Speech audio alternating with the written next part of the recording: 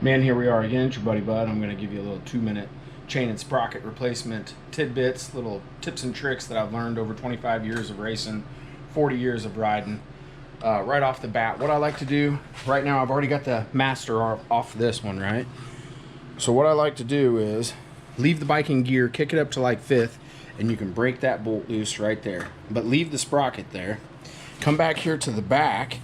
While it's in gear, I get my wrench, whatever size it may be, and now is a great time to knock those loose, because what happens is you've already got gravity on your side. You're pushing down right here, boom, boom, boom, and you just break them loose with that, right? Because we don't break them loose with those, the Torxes. That's a surefire way to strip those out, and then they're worthless, okay? So break all 6 of those loose, and then come back up here, put her in neutral, drop your pliers.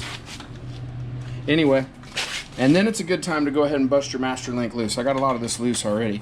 And then here's my next tech tip right here, man. Milwaukee M12 3/8 drive. This thing right here is golden, man. It does so many jobs so quickly. So what I'm going to do right fast is I'll show you how quick it busts them all loose right fast.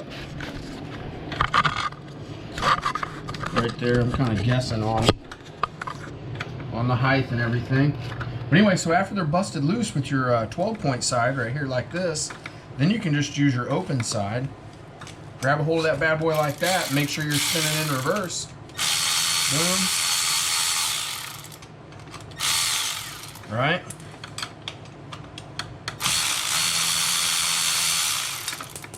Drop those everywhere all over the garage. I only dropped those because I'm making a video. Normally I'd catch them.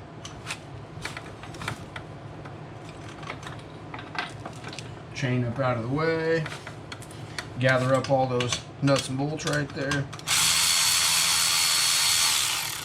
Alright, catch them like that. Pull them out.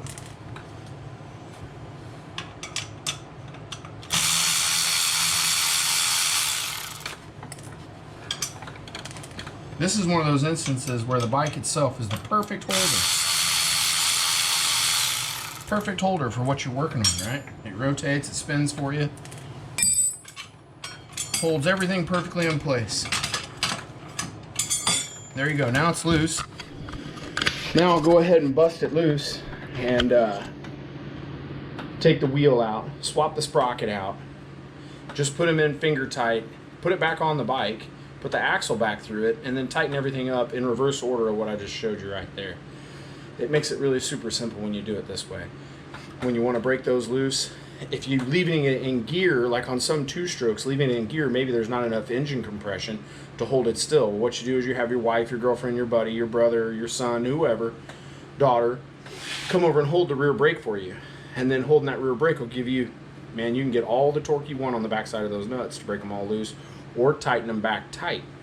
I don't use Loctite, nothing like that. I've just got a feel for it over the years, how much to give it. I mean, you just feel it when it gets to that point, and you know any more is going to break it, and any less it's going to be too loose. So that's my 3.5-minute tip on chain and sprockets. Anyway, oh, the last little bit here, tidbit before I go. Perfect tool for sprockets for me as an electrician. These are lineman's pliers. They get right on that deal just right, where when I get in there, I can push on that clip, you know, really easily. I wish I'd have had that set up for you. Make a quick video on that. But usually,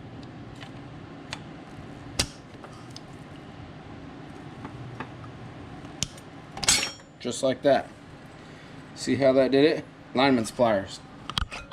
Super easy. Right there. That's it, it's loose. You just squeeze it like that. And then when I go to put it back together, it'll be the same thing in reverse. I'll just squeeze it the same way on that side, push it right back over. And usually I'll have that chain where it's about right there straight up and down when I do it. I'll either be pulling straight up or pushing straight down. And you always know, right, that the opening, just to review that, the opening of it goes to the back when it's on the top, right? That's just a That's a basic 101 elementary. So that way, as the tire rotates, if anything, rocks or mud or anything hits that, it's actually pushing it on and not popping it off. Anyway, hope those are good tips for everybody, and everybody's having a great weekend, man. Have a great day.